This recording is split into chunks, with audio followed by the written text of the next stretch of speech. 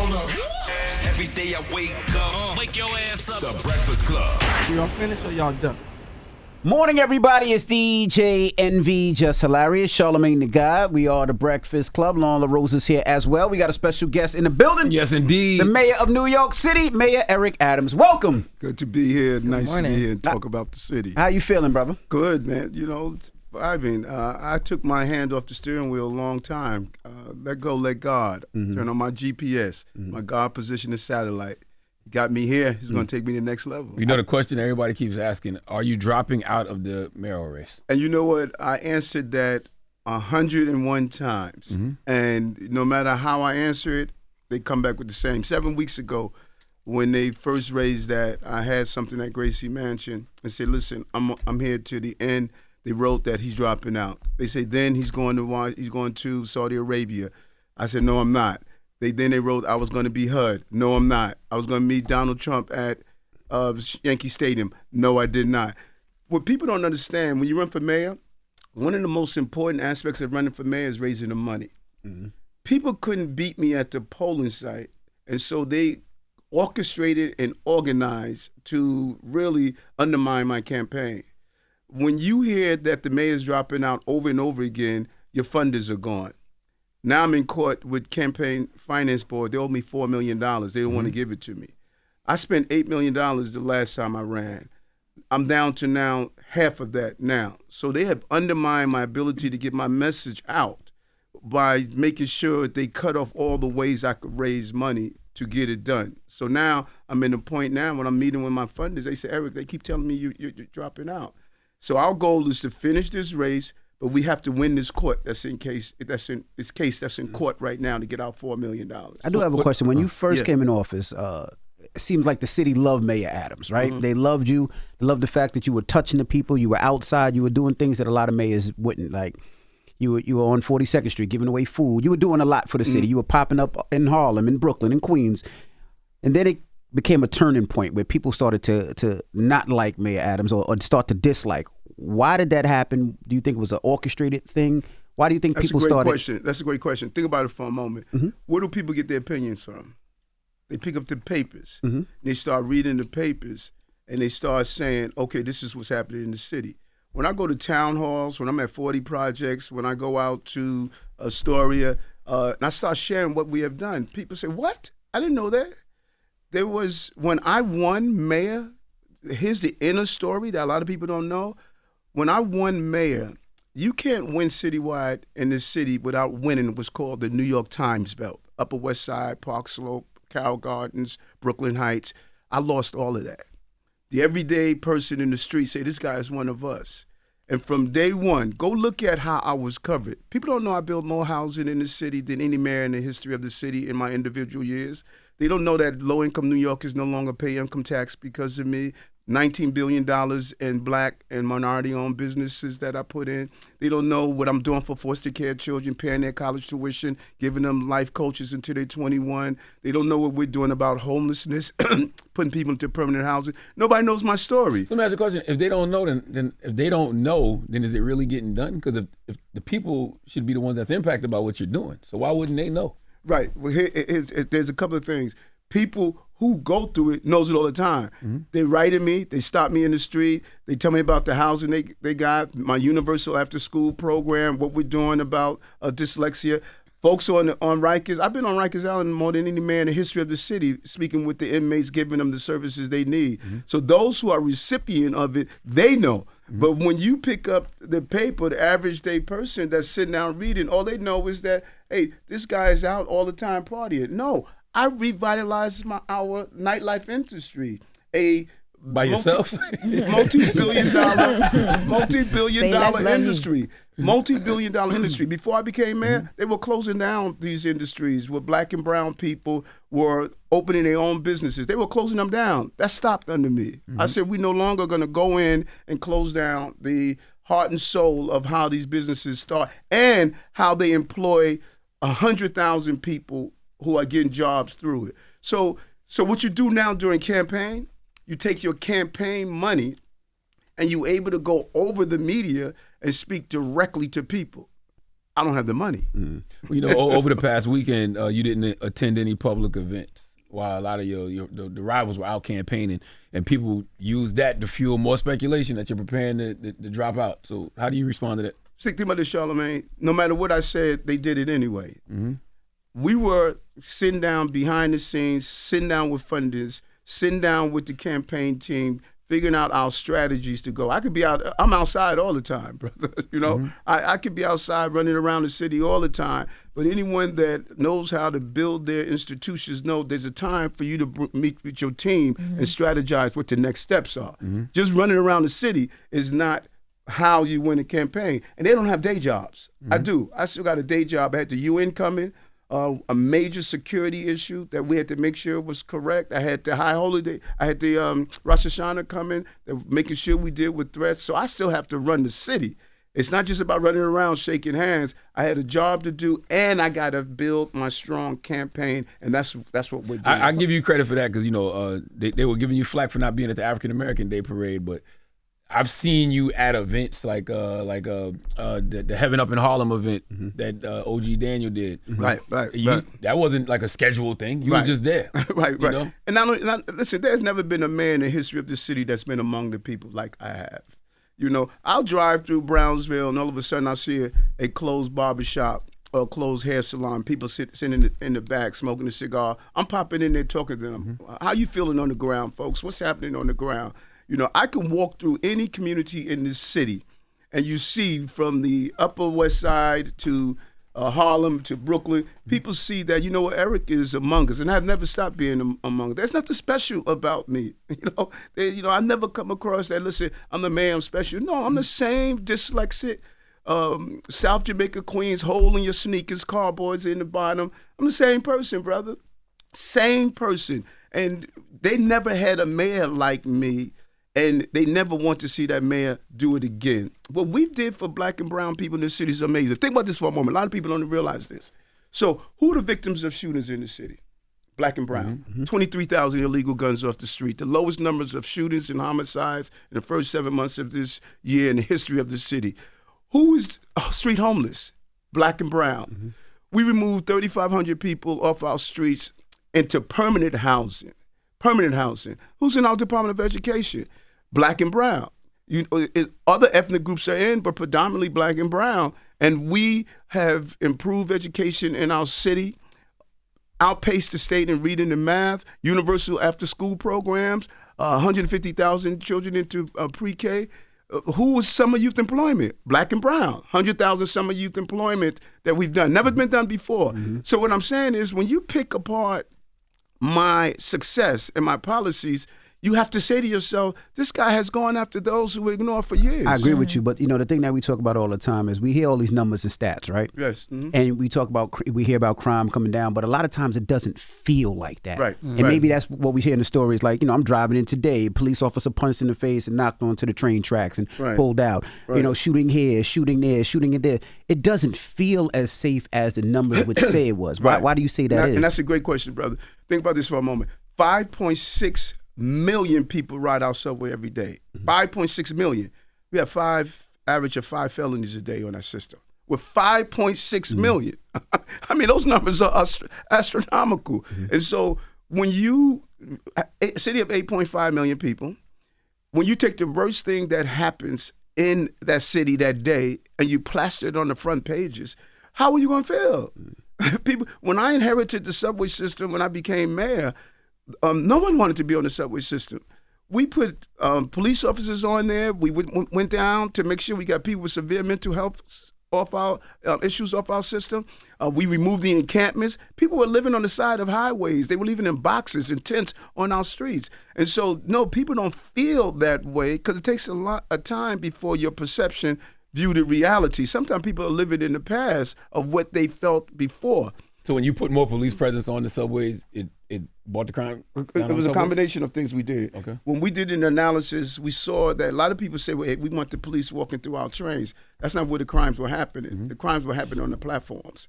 And so when we did a combination, number one, put our visible presence on the platform. Number two, going after those with severe mental health issues and getting them the care that they need. 1,000 people we took off the streets.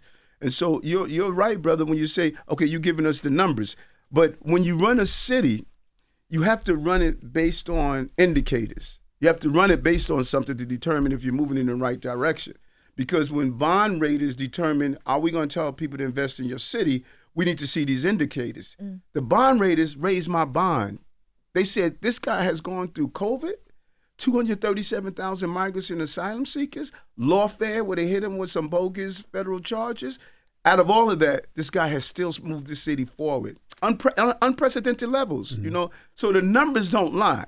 You know, I can say whatever I want, but when you analyze, here's where the city was, here's where the city is. We have more jobs in New York in the history of the city. I broke the record 11 times. More small businesses in the history of the city. When I came into an office, black unemployment was 4 times the rates of white unemployment. We dropped it by 20% in the black and brown community.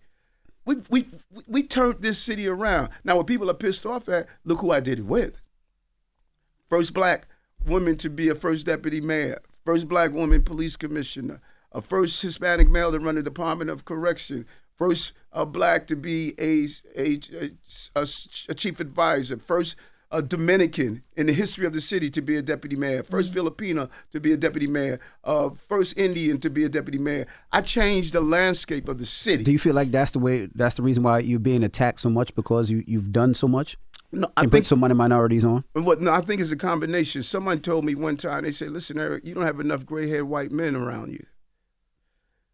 You looked at my administration, brother. My administration looked like us. And so what did they do? They said, you know what? Let's start just tackling him in his community. This is the same thing happened with David Dinkins. You know, go back and look at the stories of David Dinkins and see how they had the community start saying, well, you know, David Dinkins is always dressing up in a suit. He's not one of us anymore. And they eroded his base of support. So our folks just stayed home. You know, they just did it just enough to have our folks stayed home. This is, you know, I'm the second black mayor in over 30 years. We have not had a black mayor in 30 years. And I learned from David, Mayor Dinkins, who tutored me and told me. And I said, I'm going to go in with a clear agenda of how do we help those who have been underserved for years. And we did it. The record is clear. But a lot of your criticism comes from black people, though. Yeah, but why? Tell me why, Charlamagne. Where do they get their opinions from? I think we're underestimating the power of the media in this city. Where do they get their opinions from? You think it's white media shaping narratives negatively about you? Well, no, I don't think, you know, you can't say only the white media. Just media in general. Right. Okay. Look across the country. Look at the black mayors across the country and look what they're doing and bringing down crime across the country. And I give you credit, too. You were the first person that at least put that on my radar. Right. Last time you was here, you said there was an attack on black mayors. On black mayors. So look at under the previous administration, a lot of people want to talk about it. Under the previous administration, the migrants and asylum seekers went to Chicago, went to Los Angeles, went to Houston, went to New York. What was the same in all of those cities? They were all black mayors. And check this out. This is the thing that a lot of people don't realize. They say, okay, Eric, the migrants and asylum seeker issue is over. Everything is fine. No, it's not. It cost us $7.2 billion. That is $7.2 billion that I could not put into $500 million into chronically absent children, $1 billion into senior housing, $500 million into more programs for our youth formerly incarcerated. That money is going to have a long-term impact on our city. We're going to see the byproduct of what that previous administration did to us. We're going to see the byproduct of that for years to come. But a lot of that is Democratic messaging fault because, you know, you created sanctuary cities and you said that those people were welcome here.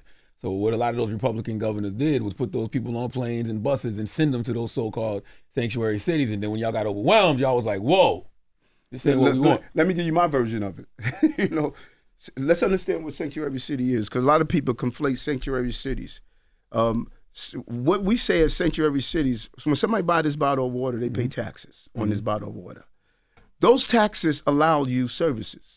So if your child needs to be educated, they should be allowed to go to school. If you're a victim of a crime, you should be allowed to call the police. If you need medical care, you should be allowed to go to the hospital because you're paying taxes. You don't walk into a grocery store and someone say you're undocumented, so I'm not going to give you the tax.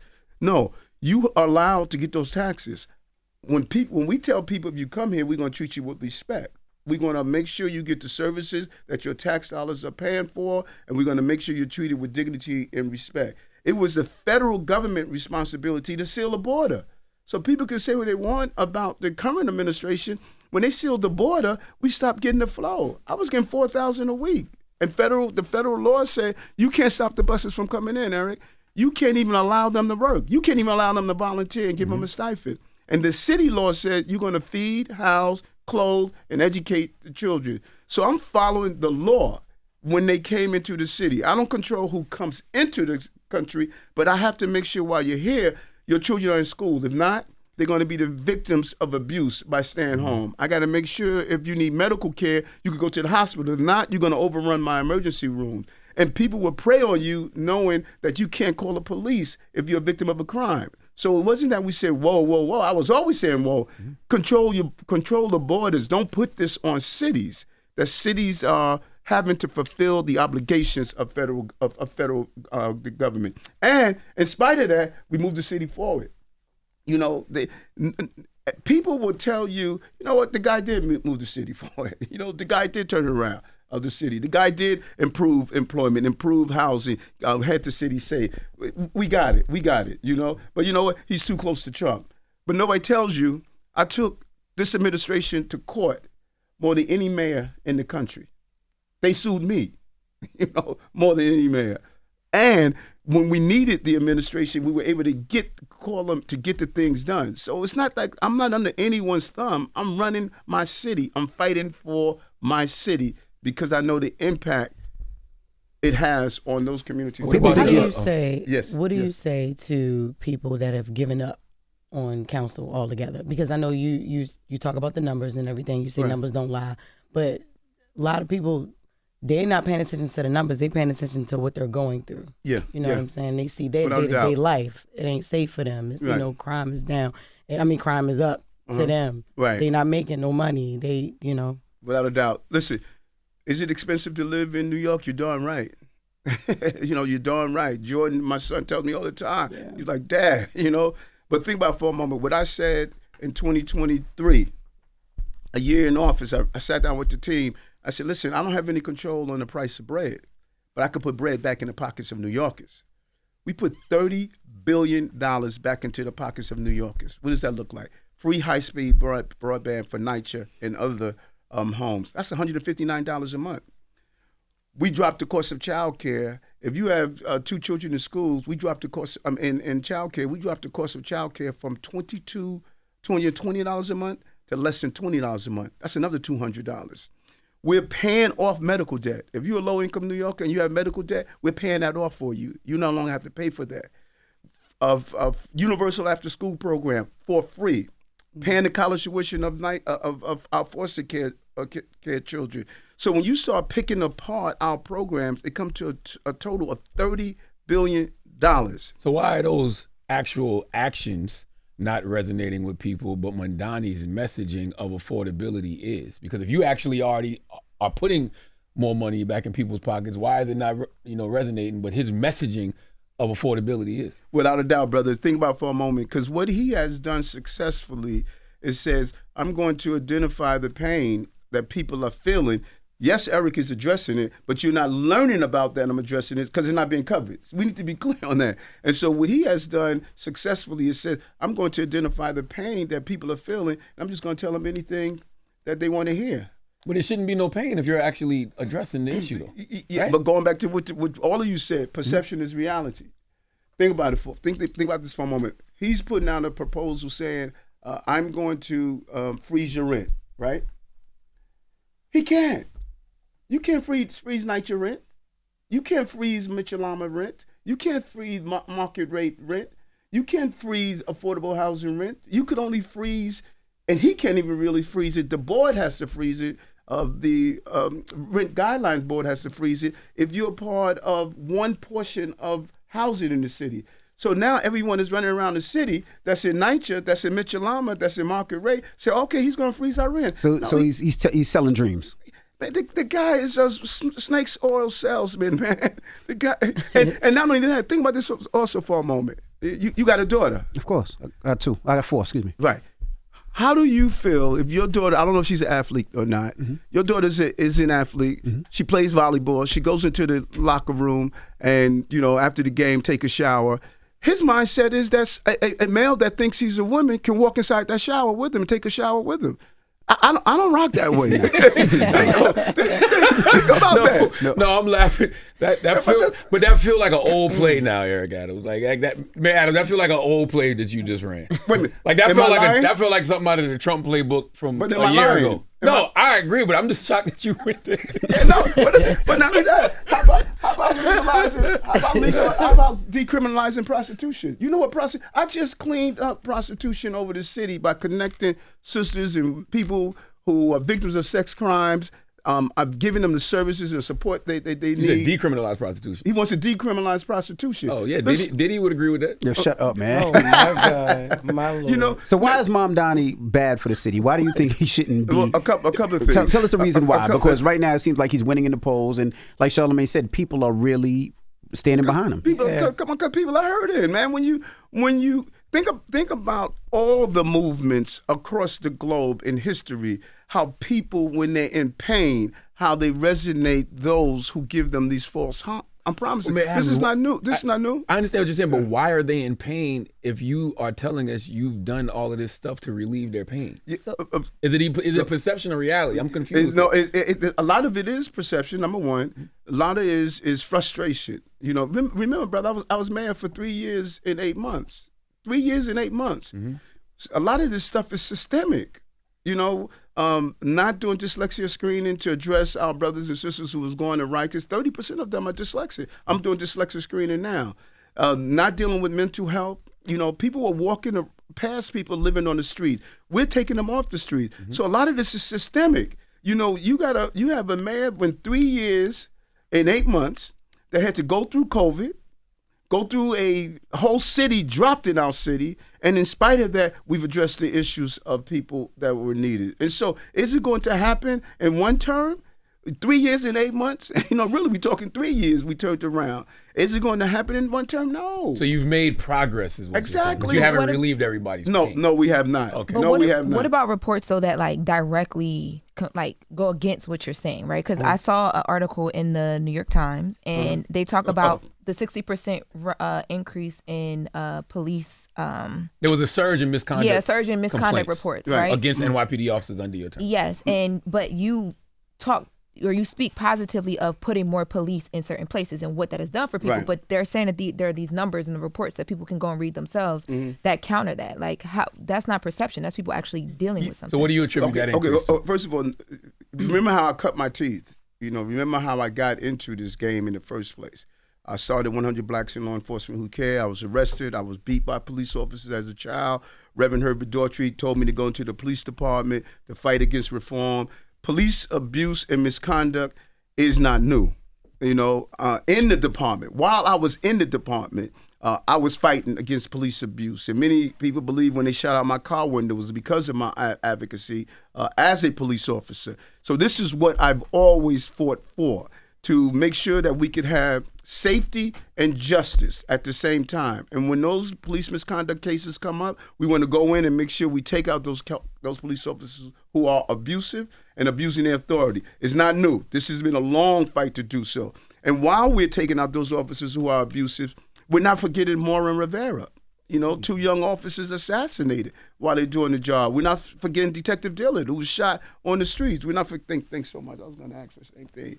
We're not forgetting, those who are out there taking 23,000 illegal guns off our streets. So there's a balance. Those who are abusive, as I've always done in policing, we need to target them and we need to get them out of the department if they're suitable to do so.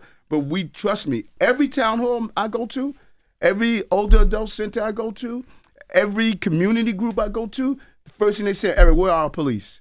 We want our police on our subways. We want them on our corners. We want our police. I have never been to one town hall meeting where people say we want our police out of the community. Well, question, when it comes to the rise in misconduct complaints against NYPD officers, what do you think led to that increase? Is it more public scrutiny? Is it changes in reporting? Is it changes in behavior of the officers? What is it? A combination. People, it's easier to make a report now. You have some younger officers on that have to really get acclimated to what it is policing. So it's a combination. If you were to look at all of those rivers that are feeding the sea of misconduct, you need to dam each river. And also keeping them in account, and I don't know if that report showed that, the number of interactions that police are having, the number of interactions with the public, how you interact with the public, how many times you're being called for service. And so each one of those cases must be investigated, and it must be carried out to do a proper investigation. If somebody did something wrong, they must be held accountable. So what immediate reforms would you push to address the rise? Expediting the investigation. Before it was taking too long. It was taking years. Somebody make a complaint, it was taking far too long. We believe you need to expedite so you could identify what officer should no longer be suitable to be a police officer, or if somebody needs retraining, or if the person should get an infraction for the action that took place.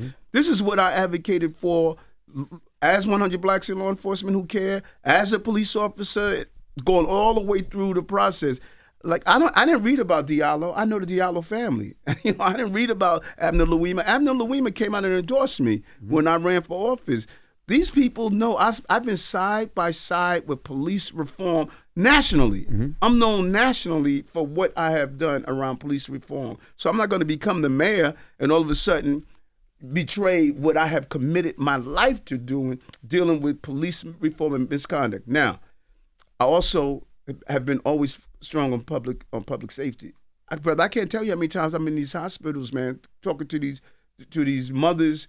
I spoke to the mother of a young 16-year-old girl the other day who was shot in the head just playing in the park. Or that young girl, 14-year-old shot that young 16-year-old girl they were sending to school. I'm in these hospitals rooms. I don't just say, okay, it's a shooting, let me get lost.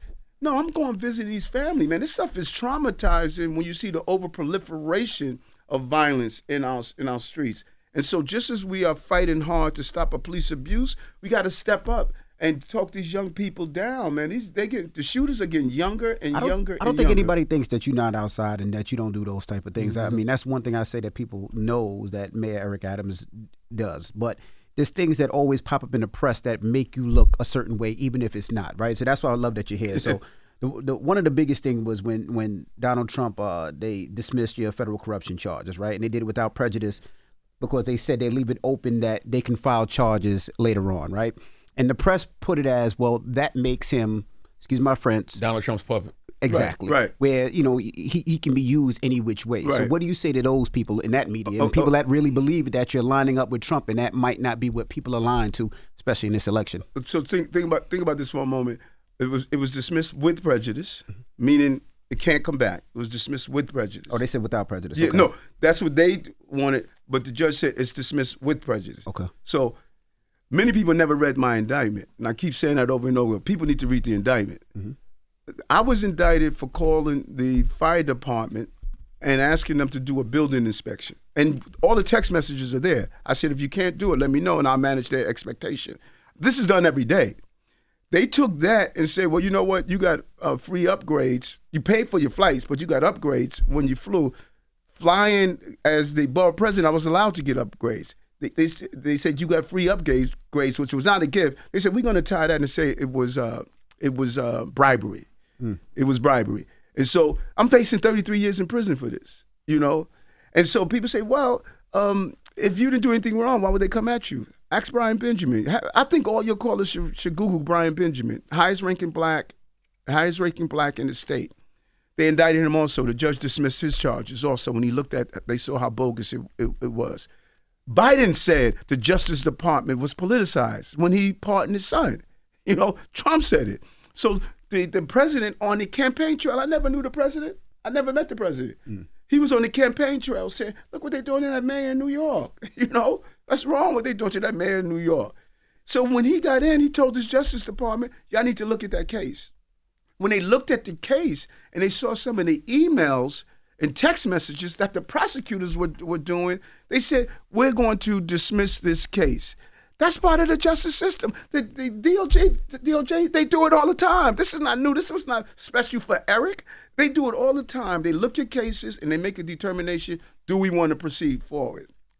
That was the determination they made. And my attorney sat down and said, look at this case, folks, and what they're doing to this mayor. They got pissed off because I was not a good Democrat, and I started voicing, this is wrong what y'all doing to our city, that this is costing us too much money, this is hurting our folks. And they basically said, listen, you need to be a good Democrat, you know? So they put you in your place.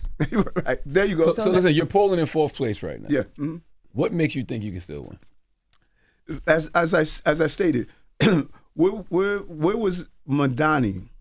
Where was Zohran? This distance out from the race. He polling at 1%. I think. No, what you mean? Now? Andrew was beating him by 20-something%. Oh, in the primary. Yeah, okay. In the primary. During the primary, the day before the primary, there was a poll out. Andrew was up by 12% the day before the primary. He lost by 14%. Mm-hmm. And so what I must do in these campaigns, because I've done it before. Remember, the only one that's running for mayor that has ever won mayor is me. You know, I beat an impressive field the last time. Andrew Yang was beating me by 14 points. You know, what I must do is I need my money. I have to be able to have folks come home, open up their mail, and see my story. I have to be able to have my field team on the street that I have to pay for, and my volunteers so they can talk about my story. I need to be able to do my radio ads, all the things that go with telling your story. Right now, I'm dependent on my print media to tell my story, which they made clear they're not going to tell my story. And the social media, which is terrible, by the way. Right. I don't know who the hell doing your social media. You be doing get ready with me's and I'm sorry? It don't look there realistic. Was a video that was going viral of you like getting ready to go out to like an event or something like that. Yeah, and I think it gets younger people wondering who you are and why you're doing it, but it just doesn't add well fake to the conversation. Yeah, it just doesn't add well to the conversation. I've always wondered what's the strategy behind that? Like, why do you do that? Yeah, you know, and this is very interesting that, you know, you have, I'm not a social media expert. I don't know, I'm the first to tell y'all nothing about social media. But a lot of people are talking about the role of young people in the election. The only consistent voter in this city are 55 plus, older people. They're consistent. Everybody thought that young people were the ones who got Obama elected. You're seeing a more and more engagement of young people, but Obama got 65% of the young people vote, but it was only 18% of the total vote. You know, your grandmother and your mom, those are the ones that come out all the time. Mm-hmm. So and they're not on X. you know, they are on probably Facebook, and they still get that old-fashioned television ad, mail-in, etc. And that's what we want to focus on. So with that said, why you be doing those ridiculous videos on social media? Listen, like I said, I don't know social media, brother. You know, we have a team of folks that we put on. They create what the social media is. I don't know it. Gotcha. You know, I know what I know, and I know what I don't know. You know, and I would love to. You know, you want to come on board? I think you should just scream because you be outside. But listen, the narrative is. I know we got to get out of it. The narrative is if you stay in the race, then you and Cuomo will be taking votes away from each other, and that'll make it easier for Mamdani to win. Okay, and let's look at the facts of that. Mm-hmm. The ballot is the ballot right now. You can't change the ballot. You know, so no matter what happens, you can't change the ballot. There's going to be 5 people, or even one of the candidates, Jim Walden, tried to get off. The court said no, you can't. Mm-hmm. So the ballot is the ballot. What people need to focus on and ask themselves is, what direction do they want this city to go? That's what we have to ask ourselves. We've come so far. Do we want to go back? Do we want to go back to the running out millionaires and saying that you don't want billionaires in the city who pay 50% of our taxes? That's how we have teachers and firefighters in our streets paid. Do they want people who want to destabilize our local supermarkets by saying you're having government-run supermarkets? I've been to Venezuela and Cuba. I don't want those type of supermarkets here, and I don't want to hurt my bodegas, my Dominicans, my Koreans, my Chinese supermarkets. Do you want to legalize prostitution in our city and go back to people standing on our street corner? Diddy says yes. Yo, shut up, man. You gave him the keys to the city. Yes. Diddy wants prostitution legalized. What's wrong with you, man? It's true. It's nothing serious. And so it's just a quality of life. And you know who hurts the most, brother? Our communities. Our communities can't hire private security. Our community can't go into making sure that some homeless person is not defecating on their street corners or sitting in their schoolyard.